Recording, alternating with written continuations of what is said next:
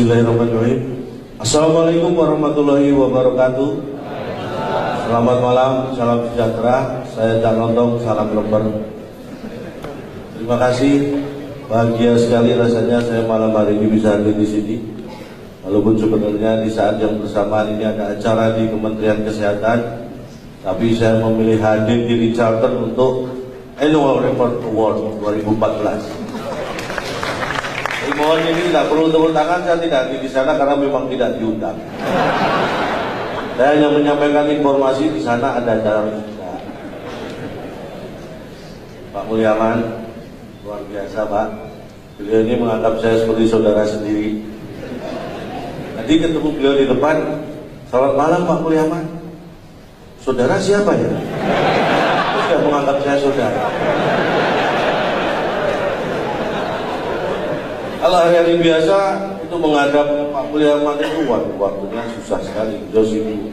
Tapi alhamdulillah dan saya bersyukur karena malam hari ini justru Bapak Mulyaman yang menghadap saya.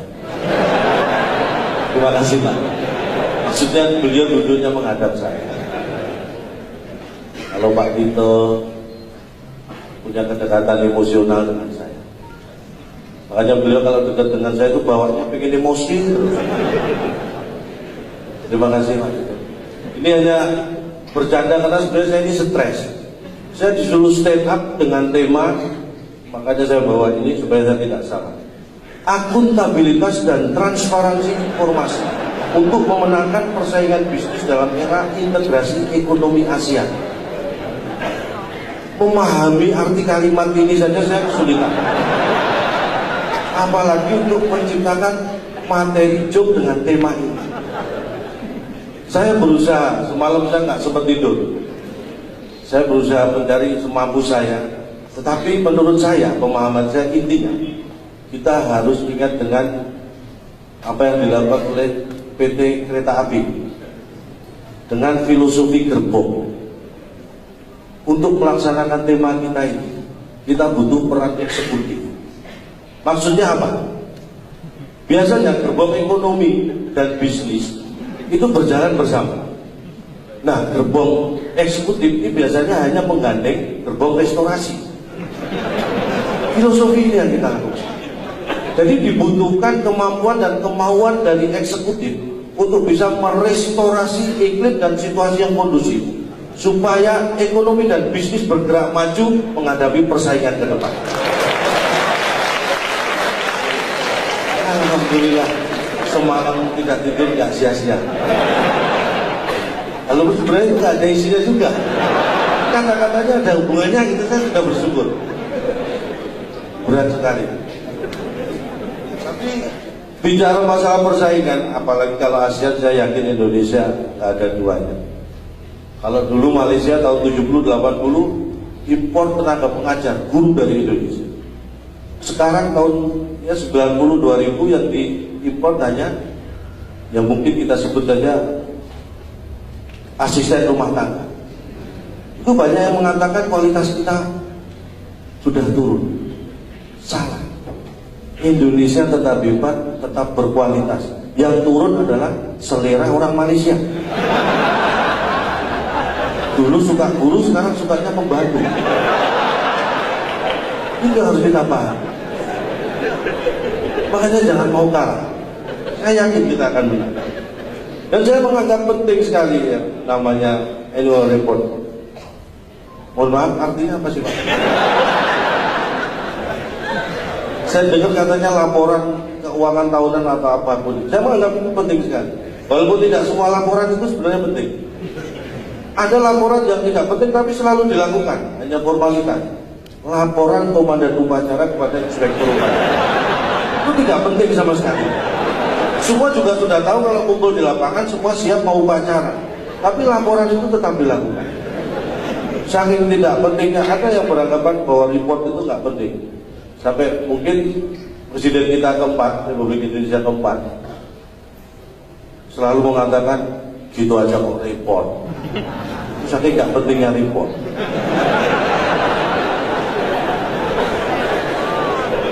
Tapi buat saya pribadi, laporan terutama laporan keuangan ini penting.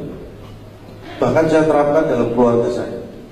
Karena saya berpikir, saya masih berpandangan bahwa wanita itu lebih jago dalam hal keuangan. Menurut saya ini, kalau salah mohon dianggap benar.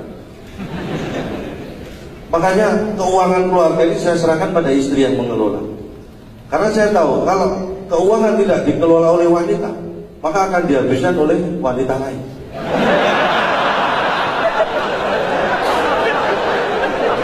Makanya saya anggap penting. Itulah penting. Dan tepuk tangan buat wanita-wanita Indonesia. Karena itu, ini himbauan saya kepada kaum laki-laki, terutama pada diri saya sendiri. Karena prinsipnya, kaum pria itu kalau sering keluar malam, itu semakin banyak menghabiskan uang. Nah, wanita semakin sering keluar malam, itu semakin berpeluang menghasilkan uang. Ini khususnya wanita yang sudah go publik ya. Saya nggak tahu apakah ini tercatat di Bursa Efek, Pak. Tapi itulah pentingnya. Makanya saya kemana-mana selalu saya simpan foto istri saya di dompet. Setiap ada masalah pekerjaan saya buka dompet, dan istri, wah masalah terasa ringan. Karena masalah terberat ya itu foto itu.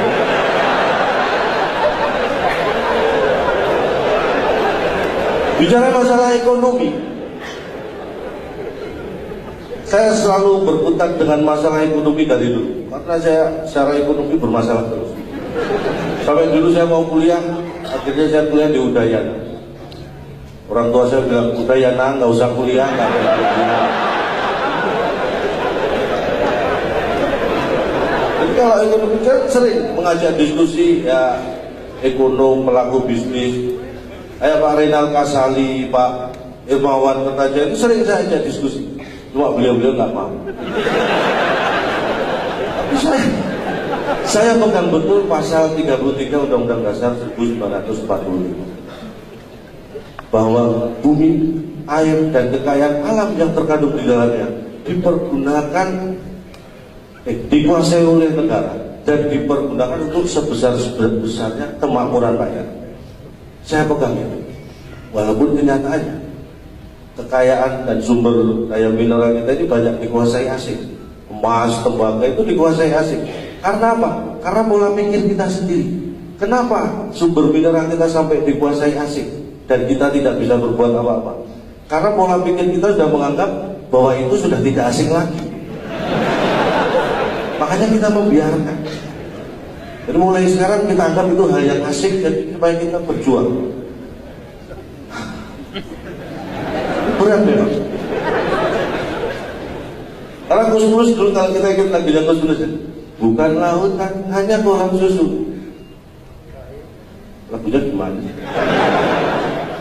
Orang bilang tanah kita tanah surga, tongkat kayu dan batu jadi tanaman.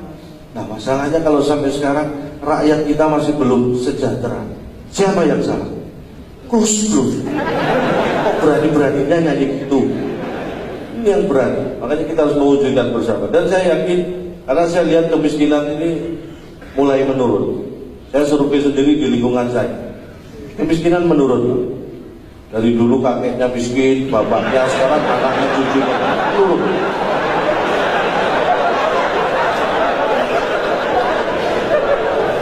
Harus kita syukuri. Itu namanya miskin struktural. Butuh usaha lebih keras lagi. Tapi menghadapi tekanan ekonomi, karena rupiah kan mulai menguat. Maksudnya lebih tepatnya mengkhawatirkan.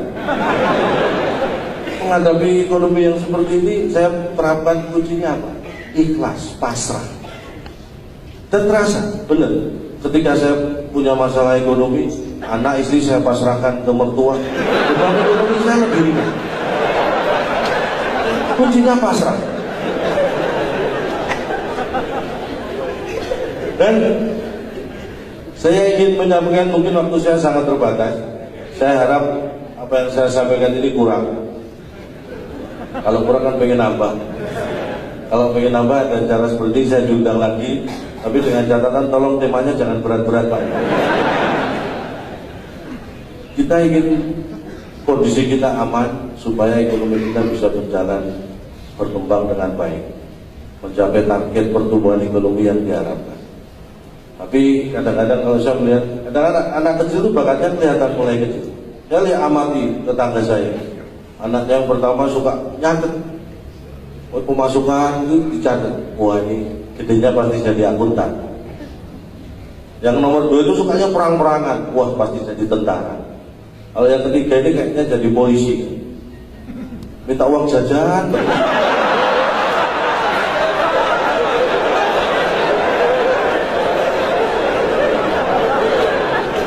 Mohon maaf, karena idealnya di Jepang itu, di Jepang satu polisi mengawasi 250 sampai 300 masyarakat. Nah di Indonesia ini belum bisa ideal seperti itu, karena 250 sampai 300 masyarakat itu baru bisa mengawasi satu polisi. Itu harus kita tingkatkan. Karena saya ingat betul pentingnya ekonomi. Bung Hatta pernah mengatakan bahwa koperasi itu soko guru ekonomi. Dan saya agak prihatin karena justru sekarang ekonomi guru soko koperasi. Ini yang harus kita rubah, terutama koperasi simpan pinjam. Bapak ketawanya kenceng banget Pak. Saya ada kasbon berapa Pak? Ya mohon maaf, hanya ini yang bisa saya sampaikan. Sekali lagi kalau ada yang salah, karena tak ada gading yang tak retak, atas nama keluarga besar Gajah saya mohon maaf tidak bisa menghasilkan gading yang tidak retak. Kita berjumpa lagi, saya Cak Lontong, salam lembar. Dan saya undang teman saya Andriani.